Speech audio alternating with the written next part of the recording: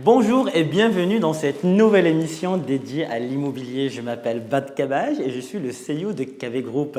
Aujourd'hui, j'ai le grand plaisir d'accueillir Maître Karine Reuter, grand notaire de la place luxembourgeoise. Elle nous a fait l'honneur d'être là aujourd'hui. On a l'honneur d'être chez elle aujourd'hui, donc on est dans ses bureaux. Et elle va avoir la gentillesse de répondre à vos questions les plus fréquentes.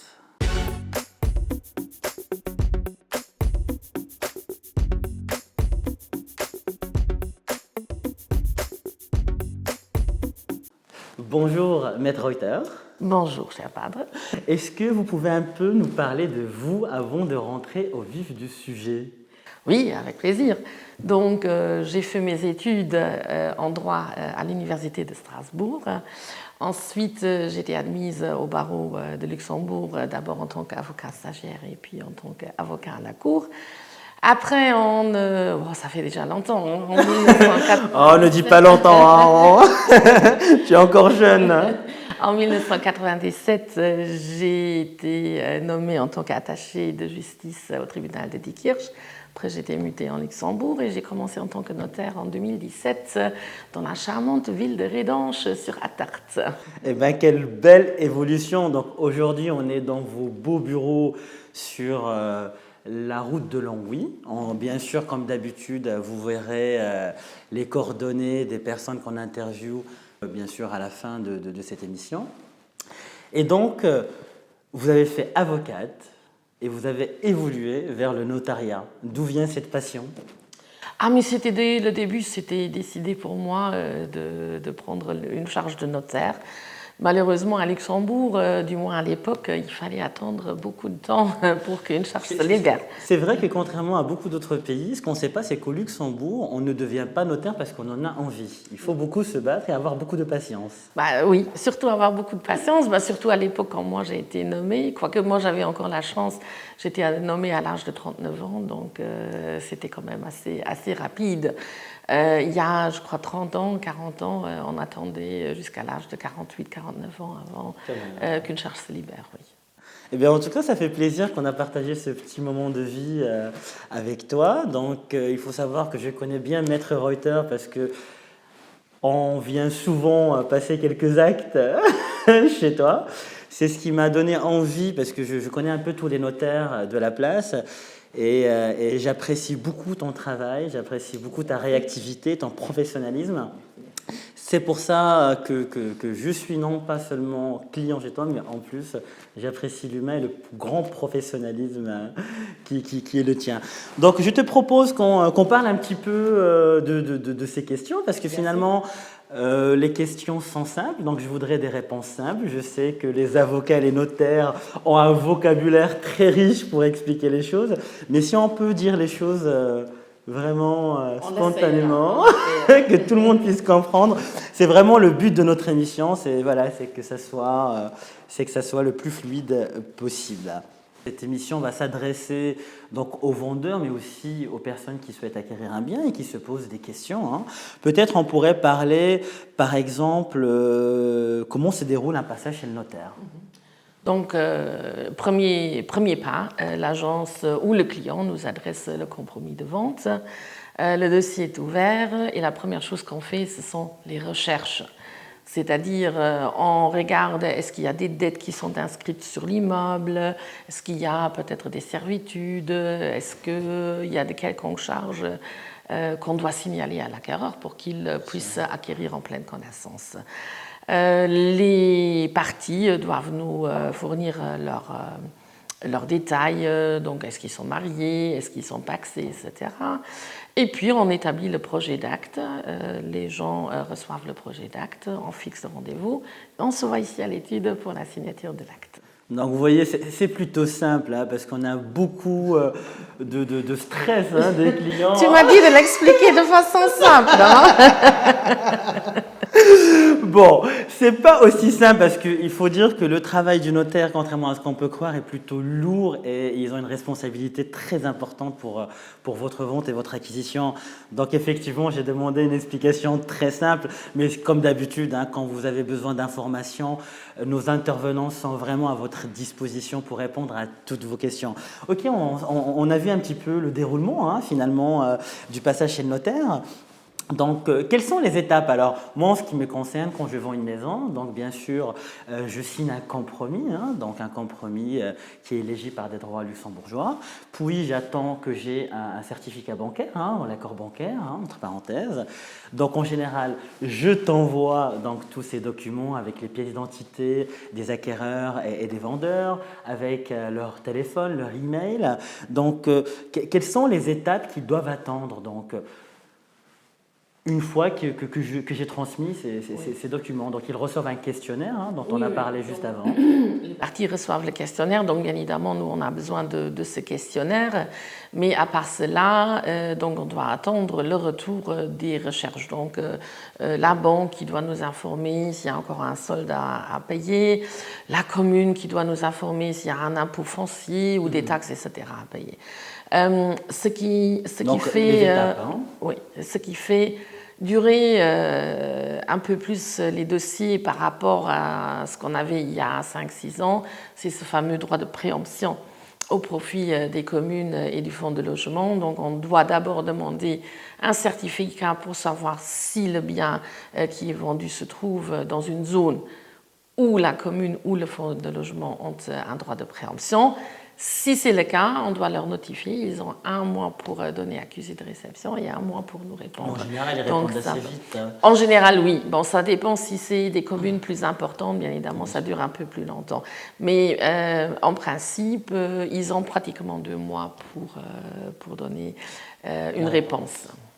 Donc, on envoie donc pour l'étape, hein, donc on envoie le questionnaire. Donc, le notaire lui fait ses démarches et ses recherches auprès de la banque et de la commune hein, pour le droit de préemption et pour le retour de la banque.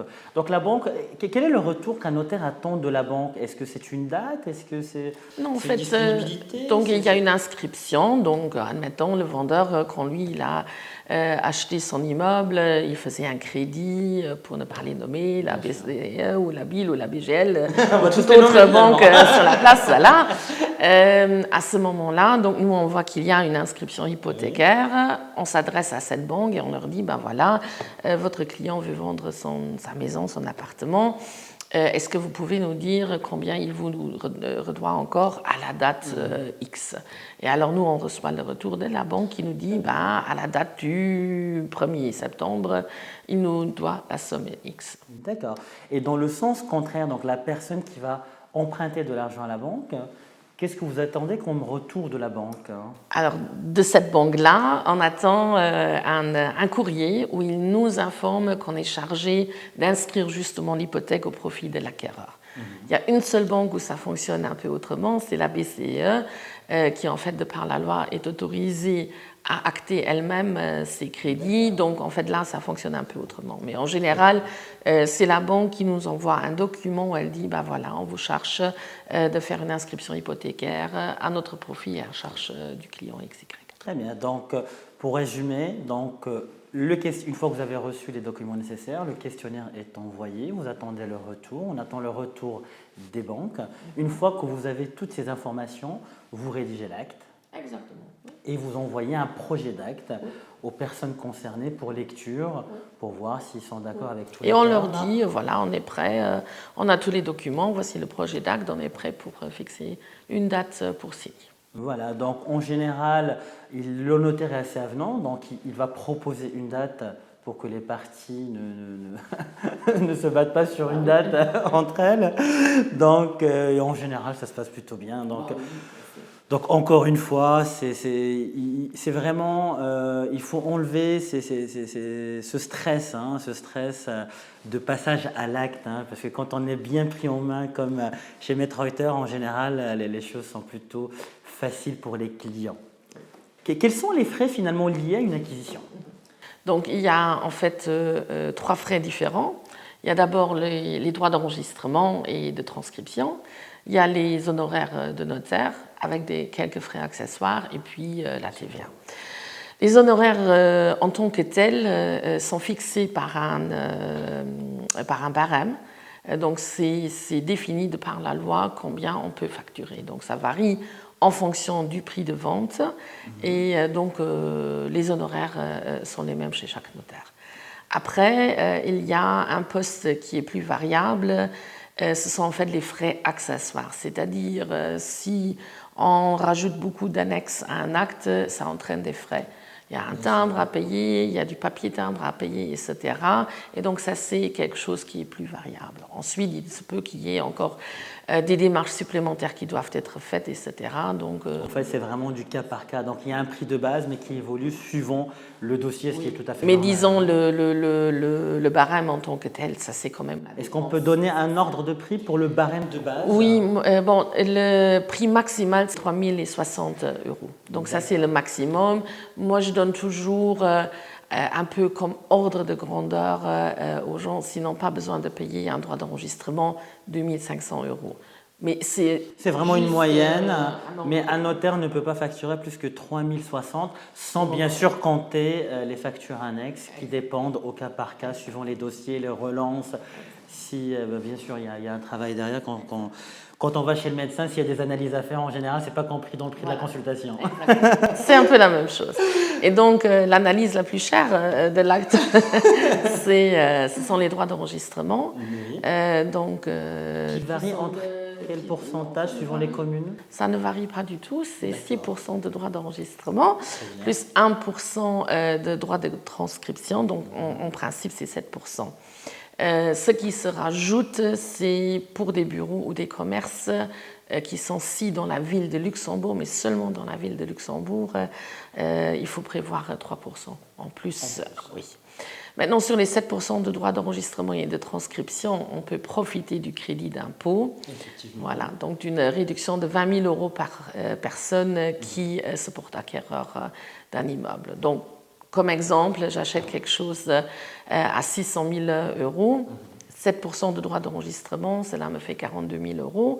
Si je n'ai encore jamais profité du crédit d'impôt, on peut déduire 20 000 € par personne. Par personne. Donc si on achète à deux, au lieu des 42 000, je paye seulement 2 000 €.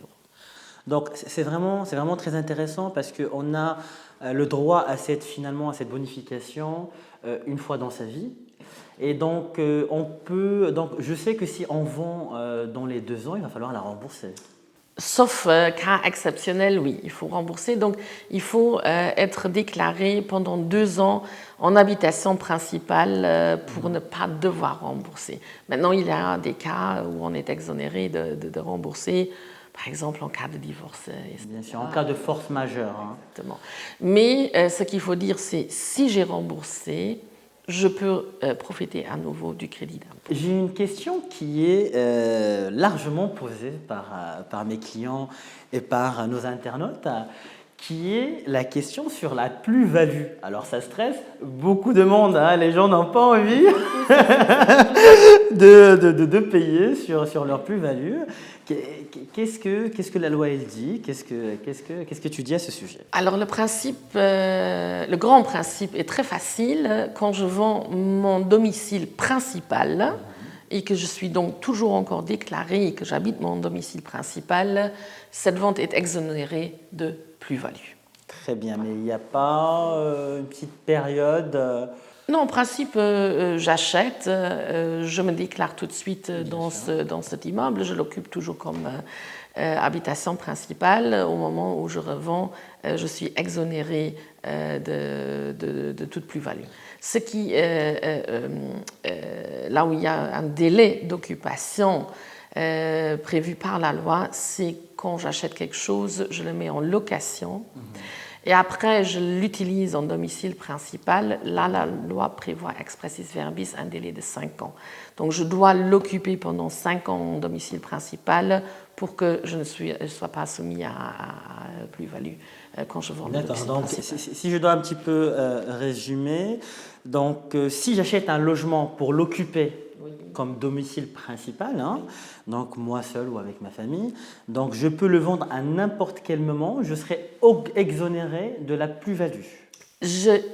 mettrais une petite limitation, une petite réserve, bien évidemment, si les contributions devraient constater que c'était pas réellement dans un but d'occuper en habitation principale, mais que c'est déguisé en une opération de spéculation, ce sera bien évidemment soumis à plus-value. D'accord, donc c'est très intéressant hein, parce que souvent les personnes ont peur et s'obligent un peu à rester dans leur domicile pendant 5 ans. Hein. Donc, j'ai beaucoup de clients qui ont envie d'évoluer, qui ont des enfants ou qui divorcent malheureusement, hein, donc c'est un peu le jeu de la vie, et qui souhaitent changer de logement et qui freinent leur vente parce que justement ils comptent sur cette plus-value pour pouvoir avancer dans leur vie et pouvoir acquérir peut-être un logement plus grand ou en cas de séparation qu'ils ont assez d'apports l'un et l'autre pour pouvoir acquérir chacun un nouveau bien. Ce qu'il ne faudra pas non plus oublier dans le cadre de la discussion des plus-values, même s'il y a une plus-value qui est appliquée, on peut quand même aussi profiter des abattements qui sont prévus par la loi, donc qui sont de 50 000 € dans un délai de 10 ans. Hein. Donc si je n'ai rien vendu, si je n'ai pas profité de cet abattement ces 10 dernières années, il y a déjà cet abattement qui s'applique. Mais ça, c'est une information très, très intéressante. Ben, j'espère en tout cas que ça a bien répondu à cette question qui est la plus posée. Hein. Oui.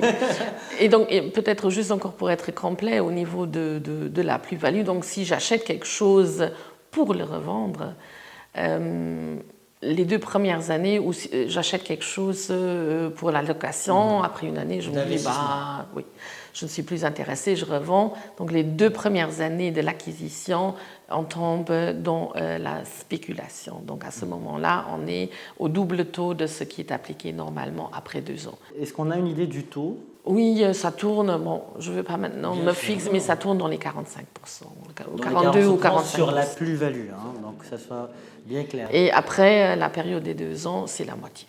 Donc c'est plus ou moins 21, 22. De toute façon, si la situation est un peu plus compliquée pour le client, je lui conseillerais de toute façon d'aller voir un conseiller fiscal qui saura le conseiller parfaitement. Bien sûr. Donc voilà, les conseils d'un notaire, donc faites-le. Hein. Je pense que vaut mieux payer une consultation que payer une grande somme à la fin. Donc ça c'est vraiment pas mal. Donc on avance un petit peu sur les questions. Et qui peut finalement bénéficier de certaines aides de l'État? Alors il y a des fois des aides pour l'acquisition, hein, au-delà de la bonification d'impôts ou bien de ce qu'on a un petit peu parlé auparavant. Est-ce qu'il y a d'autres possibilités, d'autres démarches, d'autres opportunités pour les personnes et qui veulent acquérir, hein? On a des gens qui sont dans une situation peut-être précaire et qui souhaitent acquérir un bien. Il y a des jeunes hein, qui n'ont pas forcément beaucoup d'apport.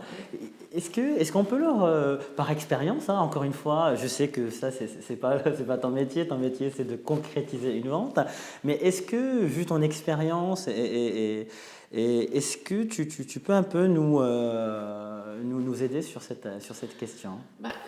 Disons, au niveau des aides qu'on peut recevoir de l'État, moi je renvoie toujours les gens au ministère du Logement. Ils ont une cellule d'information qui est très bien organisée et qui informe les gens parfaitement sur les subventions qu'ils peuvent recevoir. Donc il y a les bonifications d'intérêt, il y a les subventions d'intérêt, il y a des primes, etc. Mais c'est le ministère qui sait les informer beaucoup mieux qu'un notaire. Donc il y a des conditions de rémunération, il y a des conditions de surface, etc. Donc, mais il est possible justement d'avoir des aides pour acquérir. Ensuite, au niveau donc, des financements, etc., dans certaines conditions, on peut avoir aussi une garantie étatique qui est mise à disposition de la banque pour justement permettre un crédit, etc. Mais donc ça, ce sont des choses où c'est vraiment le ministère qui est à disposition des citoyens pour les informer sur cela.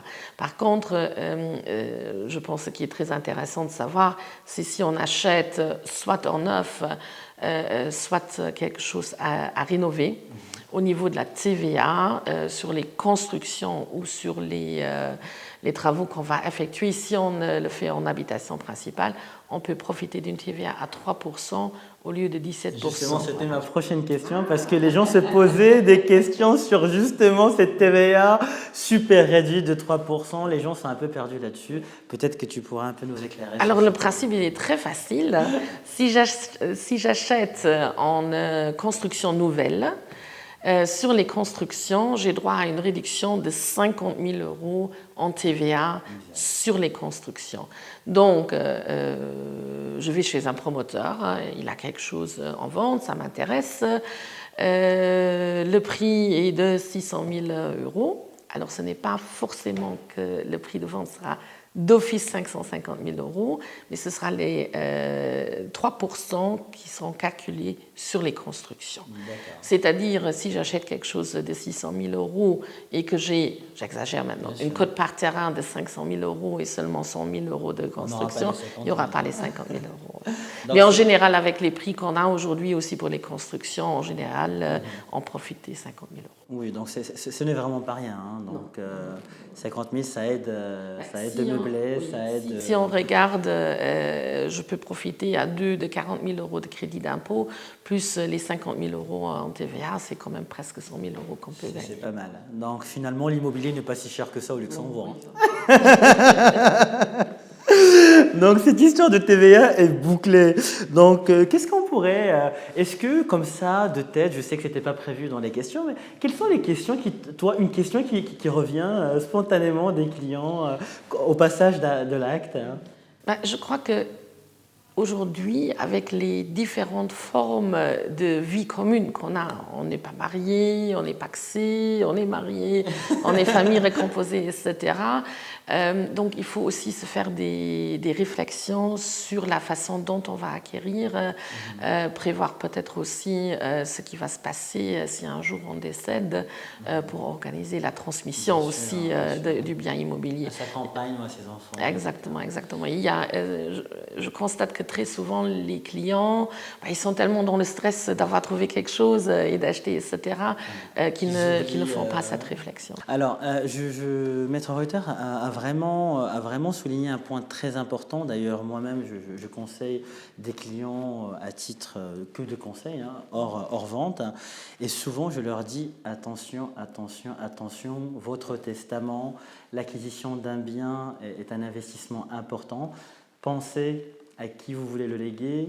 Si vous n'êtes pas marié, vous avez peut-être des enfants, c'est une famille recomposée, votre compagne ou votre nouvelle épouse risque d'être dans la rue en cas de litige avec ses enfants ou avec des héritiers légaux, donc sans donner bien sûr plus de détails. Et ce point est vraiment très, très important. Donc, hormis votre acte notarié, prenez vraiment rendez-vous avec votre notaire sur ce point, sur ce détail, rien que pour la réflexion, rien que pour ce qu'elle pourrait apporter comme conseil. Et après, bien sûr, comme on dit toujours, la nuit porte conseil. Il faut revenir et mettre les choses donc sur papier pour éviter des grands problèmes. Malheureusement, on le voit tous les deux dans nos métiers, hein, on voit beaucoup de litiges dans les ventes, moins dans les acquisitions, hein, c'est toujours une grande joie, mais quand on vend, c'est pas toujours facile parce que justement, ce point, acter des mots, acter des promesses, acter un avenir à son épouse, à ses enfants, quelque chose qu'on laisse parce qu'on pense qu'on est éternel, mais on est puis on meurt, mais entre les deux, on a l'impression d'être grand et éternel, mais ce n'est pas le cas. J'aurais peut-être une dernière question avant le mot de la fin de notre chère Karine Reuter. Alors, on l'a déjà vécu, on l'a vu, on a acté, mais la remise des clés est prévue pour une autre date. Donc, qu'est-ce qu'on peut préconiser finalement aux vendeurs et aux acquéreurs pour sécuriser un petit peu cette passation finalement qui se fait hors de notre contrôle, hein? Oui. Donc, en fait, il y a deux risques, je dirais un risque du côté du vendeur, un risque du côté de l'acquéreur. Le vendeur, à partir du moment où il a signé son acte de vente, il n'est plus propriétaire de son immeuble, donc il veut avoir son argent le jour où il signe. Et la totalité. Voilà. Et de l'autre côté, il y a l'acquéreur qui a payé qui n'a pas de... Oui, exactement. Donc, ce que nous conseillons en général, si on doit passer par cette façon d'acter, c'est qu'on dit à l'acte, vous payez un acompte pour que le vendeur ait quand même déjà à disposition un certain montant, qu'il est un peu plus tranquille qu'il a été payé. Et puis, le surplus, vous le virez le jour de la remise des clés. Le vendeur, il a sa garantie parce qu'on inscrit ce qu'on appelle le privilège du vendeur et la voie parée, c'est-à-dire si jamais le solde du prix de vente n'était pas payé, le vendeur a le droit de demander l'annulation de la vente ou faire une vente forcée pour recevoir le solde de son prix de vente. De l'autre côté, l'acquéreur, dans cette situation, je lui conseillerais toujours de faire une visite de son immeuble avant la remise des clés pour voir si effectivement tout se trouve en bon ordre. Et si c'est le cas, il fait le virement du reste. Alors, c'est le notaire qui s'occupe du virement du reste, c'est pas le client. Le client doit faire les démarches pour faire le virement, mais le virement se fait chez le notaire. Bien sûr, parce que c'est le notaire qui sécurise justement toutes les transactions et les mots qui sont actés. C'est un point très intéressant que Maître Reuter nous a donné. Souvent, on a des arrangements entre les clients parce que peut-être que le vendeur, sa maison n'est pas encore prête ou qu'il veut un délai supplémentaire parce que les enfants finissent l'école en juillet, qu'il a vendu en mai. Donc voilà, vous avez cette possibilité de ne pas payer la totalité. Et moi, ce que je vous conseille, c'est de laisser bien sûr l'autorisation au notaire. Bien sûr, tu me stoppes si je dis une bêtise.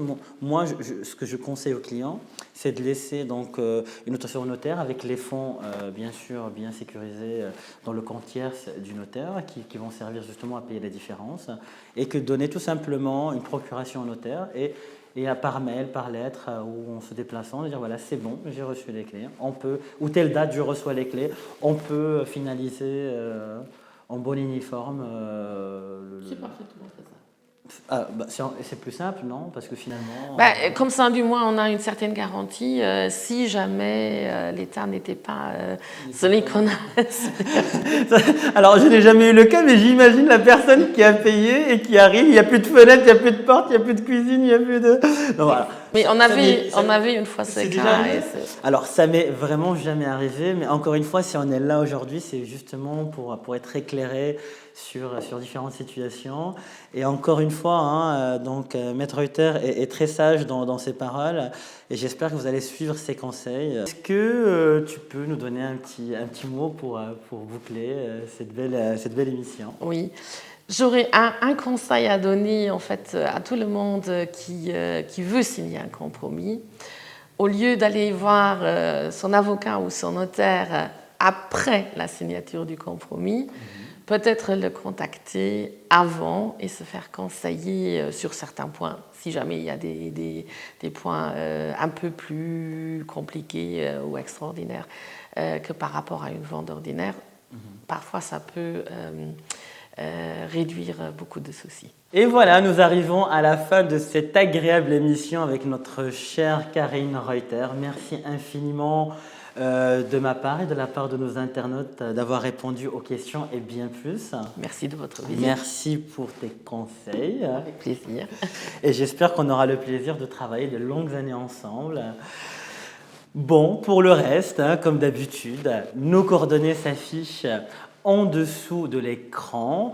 Les coordonnées de Maître Reuter, si j'ai l'autorisation, seront bien sûr affichées en annexe de cette vidéo. Et aussi celle de la Chambre des notaires. Et celle de la Chambre des notaires. Donc bien sûr, encore une fois, plus de stress. Le passage à l'acte est quelque chose qui est pris en main par des professionnels, que ce soit l'agence ou votre notaire.